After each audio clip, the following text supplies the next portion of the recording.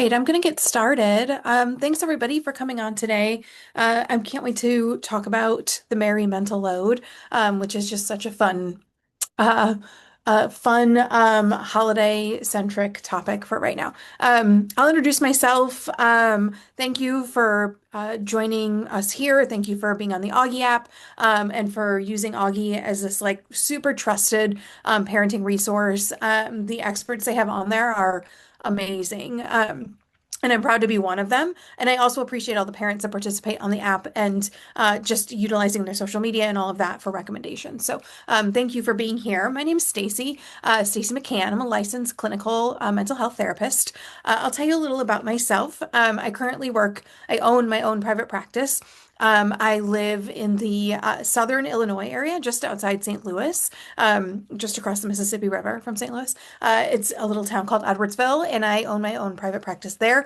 I have a little office where I specialize in motherhood, in working with moms, in the mental load. All of my clients in my private practice are moms. Most of them are moms of young children, and they're all in some way struggling to cope with the mental load. I think most of us moms are, in most ways, struggling to cope with the mental load. So that's why I sort of decided to target that niche in my practice, right? I in my history, I've been licensed for almost 13 years. I've done a lot of work with parents, doing some parenting support. I'm also a licensed behavior analyst.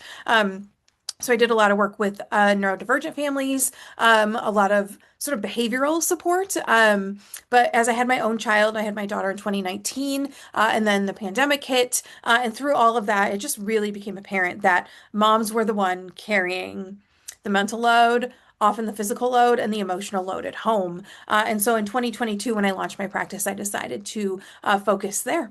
And I've been doing that now for 3 years, which is unbelievable.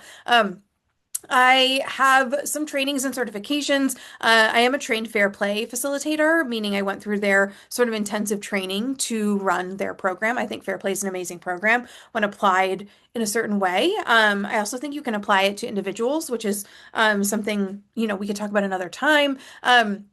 So I'm a fair play certified facilitator. I'm also a certified circle of security facilitator, which is an attachment-informed parenting program from birth to six. Highly recommended if you have any circle of security groups in your area and you have a 0 to 6 at home. It's a fantastic parenting program. And I do a lot of other things in my practice. I also do some parent coaching in addition to therapy with moms. And I offer that worldwide. I'll kind of tell you at the end how you can kind of get in touch with me. But I would like to maybe jump into the material. I got a lot of good questions on the app over the last couple days. And I appreciate if you were originally RSVP'd to my Monday schedule and I had to shift it today. So I appreciate if you can, or if you were able to join today. All right. So let's talk about the merry mental load. So when I define the mental load, and I'm going to share my screen, I have a presentation that I often do on the mental load, but I'm not going to do the whole thing, but I would like to show you one piece of the slide that I do use, which is here. Let's see if I can.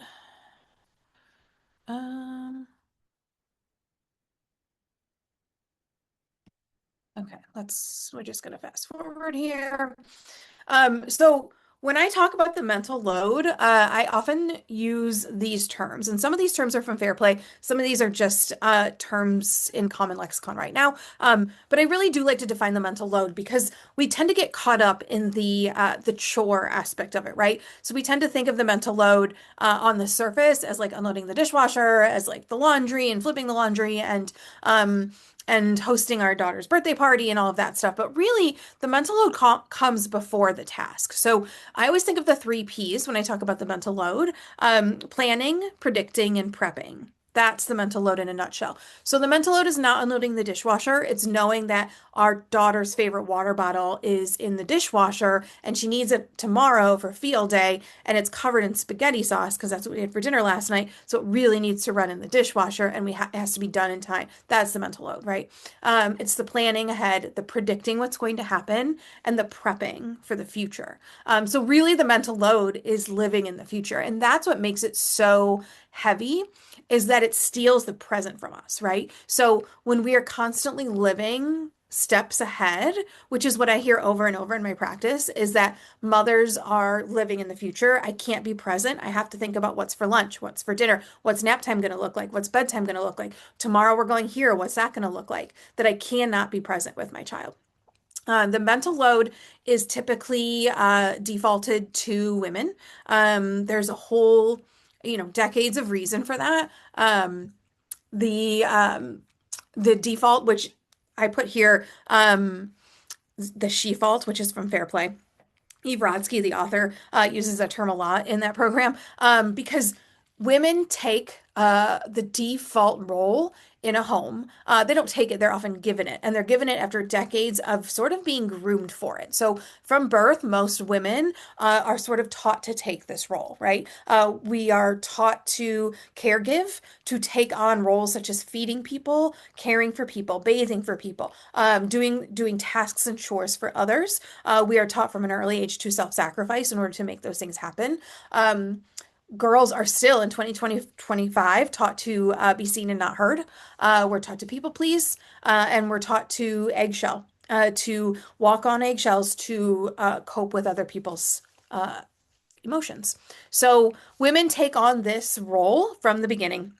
And when they get married, when they have children, is really when it exacerbates, right? It really becomes extremely heavy when we add children into the mix. There's a whole lot of other things that make motherhood heavy in 2025, but the mental load is one of them. So these are some other terms that I often use that kind of go along with the mental load. Invisible work is probably one of the other key phrases that I use. So when my clients call to come to my practice for therapy, one of the most common things that they say is that they feel invisible because the mental load is invisible. And so when women are doing the work of the mental load, it's almost always up here and behind the scenes.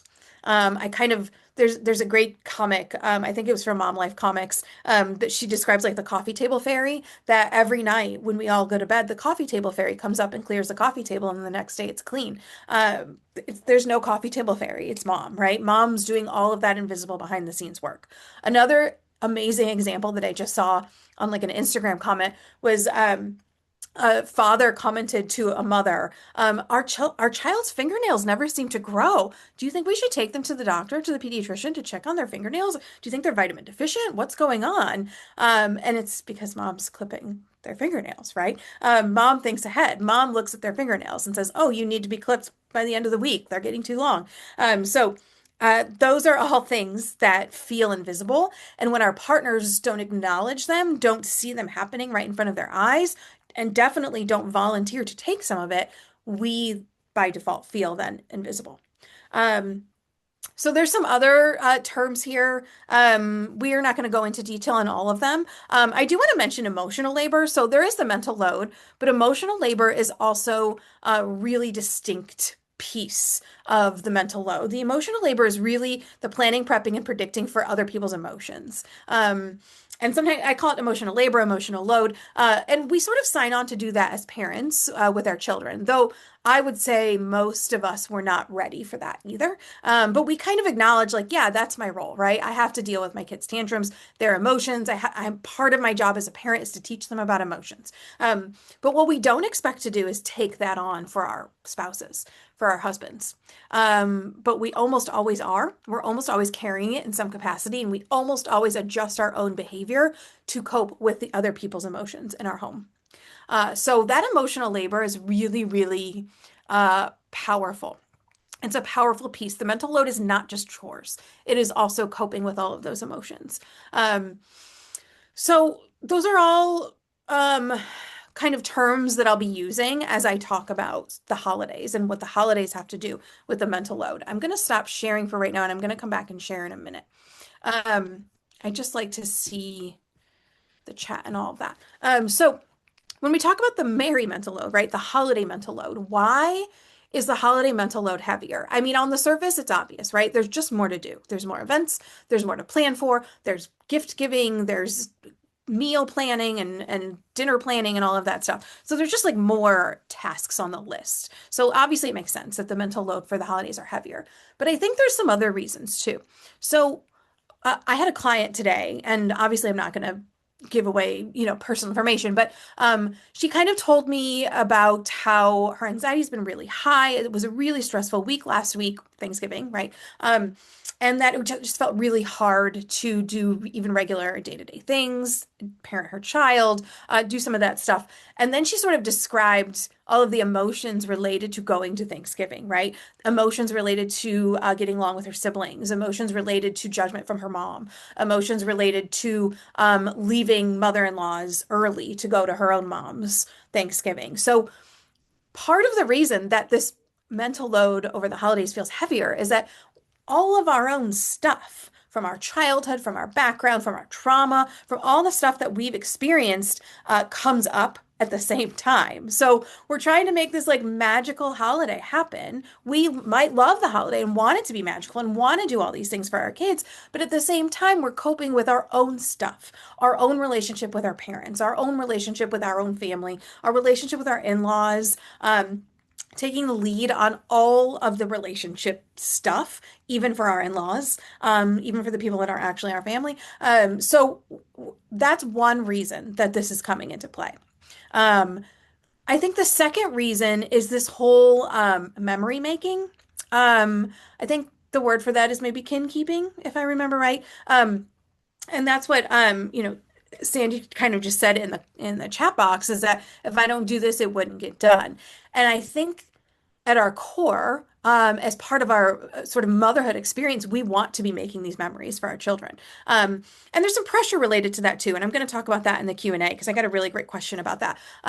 There's some pressure in memory making in 2025, especially. There's some pressure in that. But I think that's a role as moms that most of us want to do. We want to create these magical memories. Our moms did it for us a lot of the time. We want to do it for our own children. And so we sort of have this a little bit of the self-imposed pressure to do it, but we're doing all of it. 100% of the memory making, 100% of the going to see Santa or the stocking filling or the Hanukkah traditions or whatever it is. We're doing 100% of it. So when we take all of that on, plus a lot of the intensive mothering stuff from 2025, where we have a lot of extra pressure, it just is like crippling, right? It's just like it just becomes so, so heavy. And so then, but I think then the other option being if we don't do it, it doesn't happen, like Sandy pointed out, right? If we don't schedule going to see Santa, it does not happen. If we don't schedule a family dinner, it does not happen. So the opposite of that, or the consequence of that, is that we eat ourselves alive with guilt. Is that so we don't do it, right? We let that ball drop and we're like, I can't do it this year. I don't want to do it. And then we spend the entire time beating ourselves up for feeling guilty about not doing it. So it's this like crazy vicious cycle where even when we can see, like, I can see outside of me that there's like a lot of pressure to do these things. I don't have to do these things. My kids can have a magical Christmas without doing a lot of these things. But then somewhere, somehow, we end up flipping it back to us and saying, well, it's my fault if we don't do these things, even though nobody's helping me, even though I'm doing 10 million other things, plus probably working full time.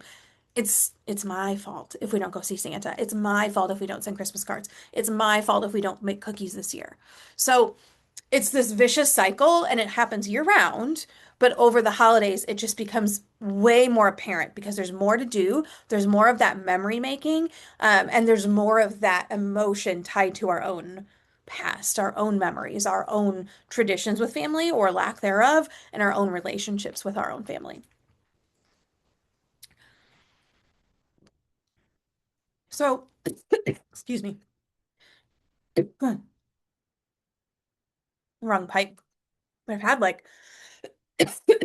a lot of sinus issues, so I have to drink. Okay. So, super vicious cycle. It happens all year round. It's extremely heavy over the holidays. Um, if you have any examples of some of this, like Sandy wrote in the chat, I would love to hear them. So I have like five, I kind of narrowed it down to five kind of ways that I would begin to think about coping with this. And it's good that we're doing this on December 3rd and not on like December 19th, right? Because my number one strategy for coping with this is like start yesterday, right? So thinking about the mental load for the holidays, if the mental load is the planning, predicting, and prepping, something we need to be doing with that mental load is starting to talk about it, starting to verbalize it, starting to sort of formulate and organize it far in advance. And the reason I want you to do it far in advance is not so you can be super type A and organized, it's so that you can share it. So starting far in advance, now is not too late. It's never too late, but now is especially not too late. I want you to initiate a meeting with your partner. It sucks that you have to initiate that. It is not fair that you have to organize this process, but you're not going to be silent about it. So we're going to start talking about it. We're going to start verbalizing it and sort of organizing and formulating the path through the holidays in hopes that our partner can access some of it. So, my first suggestion, and this is a suggestion I give clients always for the mental load, but I think it's especially important right now when there's so much going on, there's so many events, right? You initiate this sort of house meeting with your partner. I highly suggest weekly, and I highly suggest a time when your children are either asleep or out of the house. Um, Otherwise, like playing or something like that's not good enough because the second they see that you're busy, they're going to come ask for a snack. So out of the house or asleep. At a time when you two can set other distractions aside, come together, make it fun. Maybe you order sushi, maybe you drink wine, maybe you make a tea, maybe you do something to make it feel kind of joyful. But the first thing I want you to do in this house meeting is open a calendar. That's it. It's the best way to start a house meeting with your spouse if you haven't done this before, is by opening up a concrete calendar digitally or concretely in front of you, so you can look at what's going on. And I suggest doing that for the week ahead, right? So that's where I want you to start. Is we start now and we start looking at the calendar. So let's look at December. Let's look at what's happening this week in December. Let's share things about the calendar. And then starting with these house meetings, you start with the calendar, and then I want you to introduce one topic related to the holiday mental load. And this is where I'm going to share my screen in just a second. But I think about, Christmas cards. If that's something I want to do, it's very important to me. I really want to send them. We need, I enjoy doing that, right? So that's on my mental load Christmas holiday list. So when you sit down, you look at the calendar, you talk about the calendar, and then you say, okay, I'm overwhelmed about the holidays and I'd like to talk about Christmas cards. This is where you can kind of break down a task into multiple components. So this, again, I'm going to share my screen right now. Here it is. So this is my mental load of Christmas list. And I do Christmas just because that's what I celebrate. So that's what I carry the mental load for and know what it includes. So I've kind of broken down some of the tasks as a way to provide examples for talking points. And I wish I could do this for literally every single thing on Earth, but I've started with the holidays. So things like trees, lights and decorations, holiday events, gifts, family get-togethers, holiday pictures, holiday cards, holiday meals, holiday traditions. So let's say we're doing cards. And so here's where I might start breaking down holiday cards, and I might do it one topic at a time, right? Like I might pick whatever's most prominent in my mind, whatever needs to be done now. Like I'm thinking already, like we have not done a holiday picture for my child to put on a Christmas card. So that has to come first for us. But we start there, we break it down, and then here's like sort of a key component of the language that we're using is we're breaking this down and we're bringing it to the table for this house meeting, but it's not a question. It's not, do you want to help me with this? Do you want to take some of this? Can you take some of this? Those aren't the questions we're asking. We're actually kind of making a statement and we're saying, let me know which pieces you can take. Let me know which pieces you will take. Let me know which bullet points you can do. It's a sentence. And there's a reason for that. And it's so small, but it changes it from a request to an expectation. I'm not requesting that my partner support me in the mental load of Christmas. I am I am making like setting the expectation that they help me in the mental load of Christmas. And it is absolutely okay if maybe Christmas cards is not his thing, and so he doesn't take the lead on that, but maybe I do, and he has a couple components of it, but that he takes the lead on the Christmas tree or on scheduling going to see lights at the botanical gardens. Like maybe he takes the lead on that. But by bringing this up sort of one piece at a time, again, you should not have to do this, but I'm at the point where I am willing to share this information in the name of um, sharing a task, and in the name of not being silent about it anymore. So if this is all going to be up here, I want it to start coming out so that another person can hear it. I cannot make my partner participate. I cannot make my partner want to do any of these things. I cannot make my partner fully engaged. I cannot make them fun to be around. I cannot make them initiate kin keeping with my kid. I can't do it. But what I can do is, and what I can control is my expectations. I can control what comes out of my mouth, and I can control what I physically do. So that's what where we're going with this. This is a document, and I'm happy to send it. If you want to send me your email, I can get it. But this is a document about control. It's about me staying in control of what I can do and refusing to be silent about what's expected. I'm gonna stop sharing for a second. Okay. Yeah, I'm happy to send out the document. It's free. It's nothing. It's several pages, but I like to make one around different times of the year just to support those conversations. And it very clearly says in the like intro page, like this is very much about supporting the conversation. This is not about making a list for anybody. This is about putting what's in here onto paper for both of us in order to collaborate on this project. So those are my first three. I said I had five, right? So those are my first three. Start now, start yesterday, for future holiday stuff. If your child's birthday is January, start now. Start talking about it. Start bringing it up. Initiate that weekly house meeting with your spouse and break down those big tasks into micro tasks that then can be parceled out to who's going to take them. The fourth point that I like to make about the holidays specifically is who is taking the lead on boundaries with which people. And I say that specifically because, as you probably could assume, I have many, many, many women enter my office and say, what do I do about my mother-in-law? My mother-in-law won't stop texting me about the holidays. My mother-in-law wants us to come over at 10 a.m. on Christmas morning. My mother-in-law, my mother-in-law, my mother-in-law. There are plenty of fantastic mother-in-laws out there. I have one, but that does not mean they don't often cause stress. And here's where, and again, this can be acknowledged in this house meeting, is we acknowledge who is taking the lead on scheduling with which family.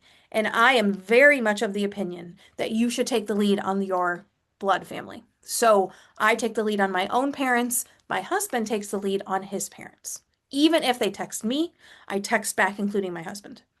I make my husband text back. So now or never, right? Like there's no time like the present to set that expectation or to bring that up with your partner that like, hey, it's getting really overwhelming to field all these texts about holiday gatherings. I have a lot to deal with my own family. I need you to take the lead with your family. I need you to take the lead with your mom. I need you to take the lead with your dad or your siblings or whoever. You can be included on the text. You can get the information, absolutely. But it is unreasonable to expect two individual people with two families, separate families, to marry. And then suddenly one person takes the lead on all family things for all of those people for two fully combined families. That is ridiculous. But it is happening in almost every home in our country, and it is never more obvious than on the holidays, right? Than on Christmas. So this is the next point of conversation here is if this is something that's a stressor for you, if this is causing anxiety, if this is causing intense emotions, then this needs to be passed off to your partner. Please respond to your mom about holiday gatherings, holiday events. Happy to be part of the conversation, happy to provide input if you don't know, but I need you to initiate the communication. This is your own mother. Initiate that communication. Um, okay, so starting now, house meeting, breaking down bigger tasks into smaller pieces to parcel, and then who takes the lead on boundaries. Um, so I had a fifth tip, and you know what's funny is I wrote it down, but I forgot what it was. So I'm gonna look at my presentation to see. Oh, I remember now. Okay. The rule of one. The rule of one is something I thought about last year, where we think about events like going to see Christmas lights, going to see Santa, going to Polar Express, doing all the things, right? The rule of one. One set of Christmas lights, one Santa visit, one extracurricular thing like Polar Express. Uh, one. So if I'm going to see the Botanical Gardens lights on December 7th, I am not going to see the zoo lights on December 17th. We've seen lights. We did it. Check, done. So the rule of one is one of my favorite sort of self-imposed boundaries where I say, we already have lights scheduled. I can't add another one. We already have cookie baking scheduled. I can't do 2 nights of cookie baking. We already have whatever. So think about that rule of one. And if you're doing it once, it's plenty. It's enough. It's probably too much, but once is enough. So remember that rule of one. You also have permission, and maybe this is my sixth thing, is permission. I like writing my own permission slips, and I want you to also write your own permission slips.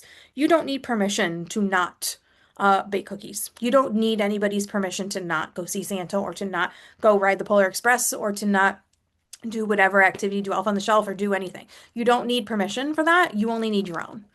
Unfortunately, our own permission is often the hardest to get because we're used to self-sacrificing and we're used to sort of people pleasing and just doing what's expected of us. So maybe that's my sixth thing then is writing ourselves permission slips to just not do what we don't want to do. And that's okay. Um, all right. I got such good questions from the app yesterday that I want to talk about them. They're going to lead to really good discussions. If you have any questions while you're listening, please feel free to put them in the chat box, and I will answer them here. So one of the best questions, the first question that I'm going to answer because it's really pertinent.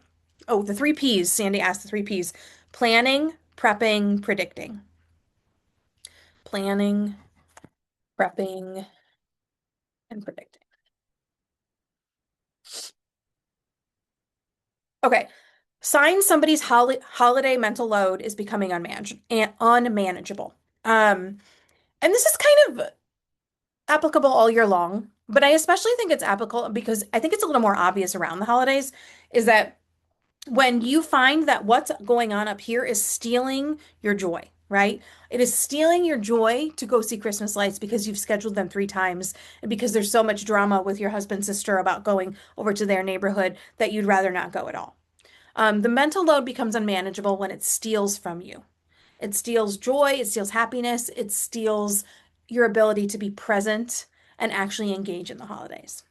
I also find the holiday load is unmanageable when I'm going or doing something that I would normally like enjoy, right? So maybe we go see Christmas lights or we go to some holiday party or whatever, and then I leave it, and either I don't remember how it went. Like I couldn't be present during the event because I was parenting too much or because I was like, all lost up in here that I don't really have recollection of like how it even went. Like it was fine, right? There was nothing major that happened. But do I really enjoy, like, do I really remember the moments that actually occurred at that event, right? Or when I leave the event and I'm so glad that it's over, right? I do not want to leave going to see Santa with my 1-year-old and just be happy that it's done. I want to leave going to see Santa with my 1-year-old and remember the look on my child's face and remember the giggling we did in line and remember the smells of the cookies and remember the snowflakes hanging from the ceiling. I don't want to leave that event happy that I don't have to do it again for a year. So those are signs to me that the mental load is just becoming unmanageable, is it's stealing joy and it's stealing presence. presence, as in like your ability to be present. Um, Another really great question that I received is how does social media and comparison amplify holiday stress? And that's a really good question because I think it touches on why the holidays in 2025 might be a little bit different than previous decades of holidays, right? So it is not different that women have always carried this, right? Women have carried this since the beginning of time, since the beginning of holiday events in general. Like women have carried this. That's not new. But what is new is is just never ending access to information on what is happening in your community, what is happening in your city, what is happening in your town, all of the Christmas events. Literally, if you think about it, if you're on Facebook and you're paying attention to Facebook events, you are probably aware of every single holiday event happening within a 10-mile radius. That's too much information. You can't go to all of them. You don't want to go to all of them. But the awareness of all of them makes it feel like we're not doing enough. Like, look, there's so many things going on. We're not doing enough because we have access to all of these things. But access does not mean that we should be or could be doing all of them, but it adds to the pressure that we should. So access to information is a component. The second component related to social media and sort of the internet in general is this comparison piece where maybe we decide, okay, one lights trip is enough. We take a few pictures, it's fun, cool. But then we go on and we see that three different friends of ours went to the zoo lights, and the zoo lights are cool, and the kids really like the animals and like blah blah blah. But now I'm like, well, maybe we should do that too. I don't want to miss it. And as this champion of kin keeping, as the mayor of holiday mental load stuff, it feels like my job and my responsibility to make all of that happen. And if I don't do it, it's my fault. It's not anyone else's fault. It's my fault because I should have made that happen. So we do see some comparison, and I think it's also just this access to too much information. Too, like, normally, like 20 years ago, we'd go find a flyer at the grocery store and be like, that event looks cool, I'll go to that. And now we know about 15 events all within one weekend. And so it feels like those are things we have to do. But in a more macro sense, this question about social media and comparison, I think also touches on this intensive mothering component of 2025. That could be a whole presentation on its own, and maybe we'll do that. But intensive mothering in current time tells us that we need to do the most, be the most. It really still leans into the supermom myth. Again, another presentation topic on its own, that you should want to be all and do all. And if you're not being all and doing all, then you are kind of a failure. So it is this, it's too intensive and it's too much. But the expectations of American society in 2025 are that you're doing all of it. So I think it touches on that intensive piece too. How to manage the mental load without burnout. Another great question. I think a lot of what I already touched on, which are sort of those six rules of thumb, starting now, house meeting, breaking down big tasks, who leads the boundaries with which people, and the rule of one event per type. Those all help support managing this mental load. I think generally speaking, it's not being silent about it, not being quiet about it. My favorite phrase is that we are done drowning in silent resentment. And that includes about the holiday mental load. We're not going to drown in it, not anymore. It is undeniable that we're carrying more of it. It is undeniable that we're the default, but we're going to start saying that out loud. I will not be quiet about that anymore. So I think one of the biggest ways to manage potential burnout is to start talking about it now. Start naming the mental load. Start talking about why you care that the dishwasher needs unloading tomorrow morning. Why is that important? Why does that matter? Start saying those things out loud. I never expect anyone to do that like 24/7, right? We only have a certain amount of spoons every day.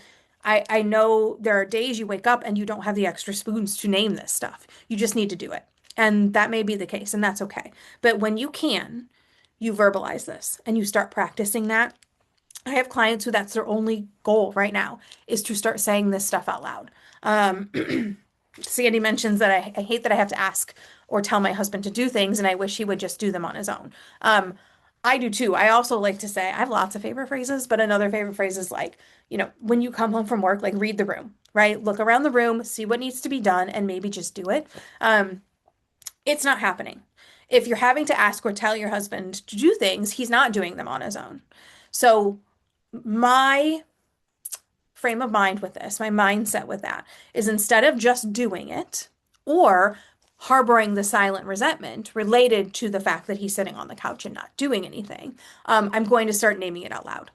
I'm going to start saying out loud, I need to unload the dishwasher. You said you were going to do it, but it hasn't been done. I'm going to go do it because we need the water bottle for field day tomorrow, and I need to make sure the spaghetti sauce got off of it because it's her favorite one, or whatever. We need to start saying that out loud, the whole thing, not just, fine, I'll go unload the dishwasher myself. Um, so, um, if, in general, the macro way, sort of the general way is don't be silent about it. Um, okay. Nicole said some of the issue in sharing the mental load is when there's a mismatch in values. If the partner doesn't see the value in holidays, but they don't care to participate because it doesn't matter to them, there's no value in it. It is very hard when there's a mismatch in value. There's a phrase on that list. I'm not going to share my screen again, but it's called minimum standard of care. Minimum standard of care is, in the simplest example, like the dishwasher, the minimum standard of care is how we both can agree that the dishwasher is unloaded in a way that we can feel content with, in a way that meets both of our needs, that is a compromise for how to unload that dishwasher, right? Because we both might have individual ideas about the dishwasher, but if we come together and say, I unload it this way because of this reason, well, I unload it this way because of this reason, that makes sense. That makes sense. Let's compromise and find a middle. Then we both find a way to unload the dishwasher that meets a little bit of each of our value. So maybe we think about applying minimum standard of care to holiday events, holiday experiences that feel like they hold value for one of us. So maybe that's family pictures. Maybe it's going to see Santa. Maybe it's going to see Christmas lights. And so we sit down, we have a conversation about this. I want to schedule Christmas lights. What's your schedule look like? What works for you? And he says, do we really have to do that? I hate Christmas lights. I hate going to the zoo to see Christmas lights. I hate the people. I don't even really like Christmas lights. I don't want to do this. Um, and so you have this conversation where you approach it always from your own perspective. That's the only one you know. So you can only approach this from your own perspective. And you say, I appreciate that that's not something you ever did when you were young. Here's my experience with Christmas lights. I have such great memories riding in the car with my dad, drinking hot chocolate in our pajamas late at night, going to see Christmas lights. And it's harder to do that now with the way suburbs and neighborhoods are lined up. So we go to the zoo. But it's reminiscent of when I was, looking at Christmas lights with my dad and drinking hot chocolate and bundled up. And I really want to try that with our kids. Um, it's sort of, and then kind of, hoping that maybe he initiates some reasoning from his own childhood about why he doesn't like Christmas lights or why that doesn't seem fun for him or whatever it is. But sometimes expressing that value, why do I value Christmas lights? Why is there value for me in Christmas cards? Sometimes expressing that value allows for sort of a breakdown of this defensiveness that comes in when you're like, well, the dishwasher can only be unloaded or loaded in a certain way. And he says, well, no, I'm doing it my way. There's like this defensiveness, but the minimum standard of care conversation, what is the value? Why do I value it to be done this way? Can break down some of that defensiveness. It also creates some empathy from both parties, and sort of allows for further communication about why we're seeing Christmas lights to begin with. So I would try and approach it from that perspective. Can you make him value Christmas lights? No, obviously. You cannot make him value anything. My hope would be if you can verbalize your value for that activity, that it breaks down defensiveness in a way that allows him to be a little bit vulnerable, which is sort of the core issue here, is that this is what men struggle with. And this is why we have a lot of these issues, is because men really find it difficult to be vulnerable, to be in touch with their emotions. But my hope is if we can break down the defensiveness, we allow for some vulnerability for our partners to understand our value and agree that this is something that we might try or that we might do. What I would also hope it does is opens the conversation for something our partner values about the holidays, right? Like I want to know what he values. Does he value Christmas morning baking cinnamon rolls and I don't know, staying in our pajamas and drinking Bloody Marys? Like I want to know what he values about the holidays, which again requires some vulnerability. We cannot force him to verbalize what he values.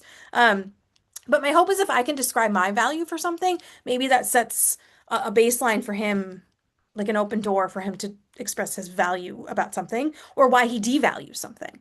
All of that is amazing information.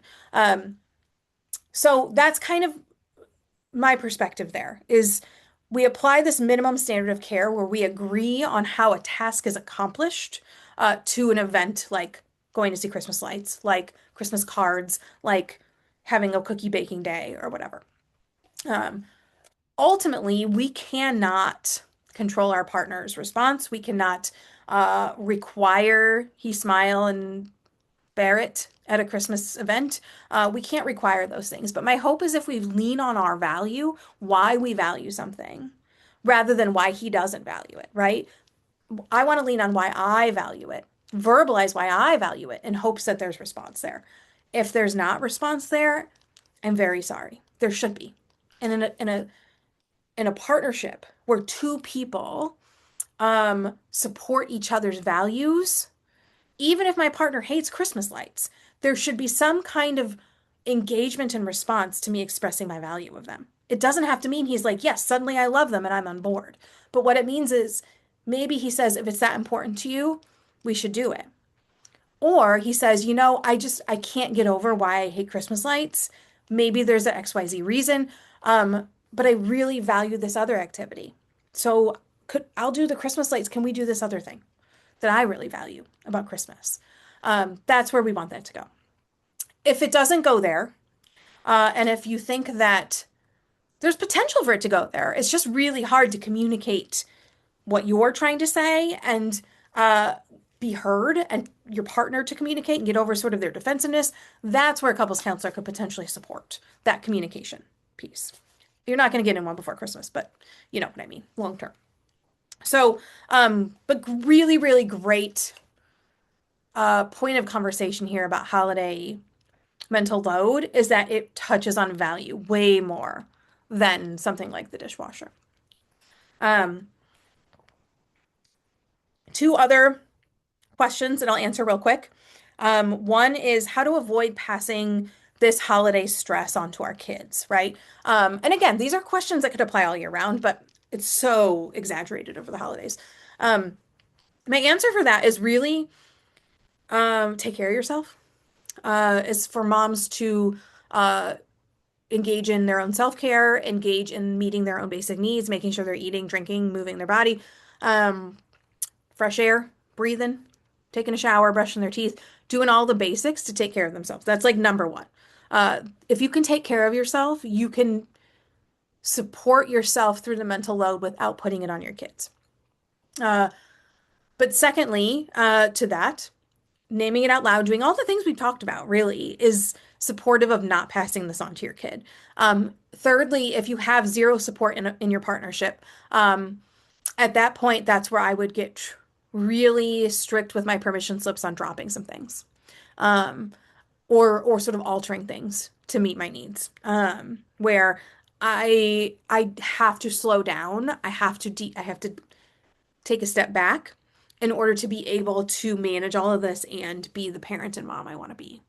But if you can do the first two, which is meeting your needs, taking basic care of yourself, doing the basics for you, prioritizing them even, and then secondly, saying some of this out loud, starting those house meetings, starting this conversation with your partner, I think that'll help like a lot. And then the last question, which I don't have a perfect answer for, but tools for tracking things like the mental load, things like tasks, calendars, methods. And I only have two ideas, and honestly, both of them I have not used personally. I hope to. But one is something like the Starlight calendar, which is like a digital calendar that is in a shared space. Any calendar in a shared space is amazing. Any shared calendar, a Google Calendar, or whatever that's shared between partners. Everything should be shared. Shared, shared, shared. Um, Again, we cannot require or make our partner use it. But when I look back and I say, that was really hard, but at least I did my best at verbalizing this, self-advocating, and trying to make a difference for myself. At least I did my best. So I'm going to share everything. Everything shared. All this knowledge shared. So some kind of shared system. The reason that calendar, it's called the Starlight calendar, I think, right? Um, Skylight. Skylight. The reason that calendar is not just a calendar is there's a lot of formatting in it that allows for task lists and things like mental load mapping and stuff like that. So that's why I think it's beneficial. Again, I hope to try it very soon. The second resource is potentially there's a woman on Instagram. Her name is Kelly Nolan. And if you look her up, Kelly Nolan Bright Method, she's basically her title is like time management strategist. So, but she's highly regarded. Has a great system for breaking down your time, how you spend your time, how you strategize your future time. I highly recommend looking into her and checking into her. Great reviews. I know people who have used her system personally and have really found benefit in it. Again, I have not. I hope to, but I would check her out too. Other than that, the best tools for managing your time are the tools that work for you. So if what my basic tool is, if I'm going to be super honest about this, is a notebook. Um, and I buy a new notebook every year just because. Not a planner. It's a notebook, college ruled, and it's got to be real thick paper. Those are my only rules. And it has to have a cover, like a hard cover, so I can put it in my work bag. And I sort of have a weekly format that I use where I meal plan and then I do to-do lists. But if you have nothing else, you get yourself a brain dump notebook. You get a notebook and you just start dumping. You just start making lists. You just start getting it out of your head. This is the problem, right? It's up here. And it's so interesting. So, my husband owns a family, he's part owner of a family business. His dad is the head owner, right? And so the past 5 years have been spent hiring people, bringing in systems to support all of the information his dad has up in his head so he can retire. Will he retire? That's the question, but that's what they're doing. This just, how many thousands and thousands of dollars they've spent on trying to get all the information out of his dad's head organized on paper so that they can run this business. Your home is a business. Your home needs that level of organization. It needs that level of task management. And so it cannot live up here. It cannot. So it's got to start coming out. And if nothing else, you buy yourself a notebook and you just start brain dumping into it every day if you can, at minimum weekly. You just start getting it out of there. One place that you carry around with you everywhere. Maybe it lives in your car, maybe it lives in your work bag, but you carry it around wherever you go. So that's my top strategy that I personally use is my notebook, shared calendar, all that stuff. So I'm not a task sort of wizard, but those are the ones that I know and that I feel comfortable recommending. Um, does anyone have any other questions? You're welcome to put it in the chat. I'm gonna share my screen one more time so you can see my contact information. Let me go back here. Okay.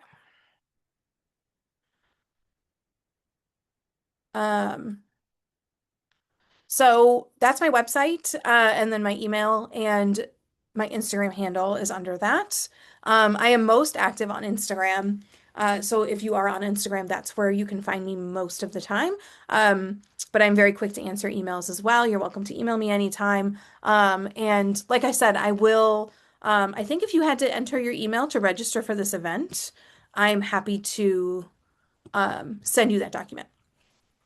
Thank you, Sandy. I appreciate you being here so much and for taking the time to be here. Yeah, so I will get your emails, or if you want to put it in the chat, if you're comfortable with that, you're welcome to. And I will jot it down. But otherwise, I believe that I can have access to if you give permission. So I'm happy to send it to you. And if I don't, stalk me on Instagram and find it, but I will for sure. I know Sandy and Nicole both said that they want it. Okay. Thank you guys so much for being here. I really appreciate the conversation. I just appreciate the opportunity to talk about this stuff, and to kind of get the word out and to, again, like kind of practice what I preach, which is like to not be silent about this, just to talk about it and to hopefully support other people in talking about it too. All right. Thank you guys so much. Have a great rest of your day.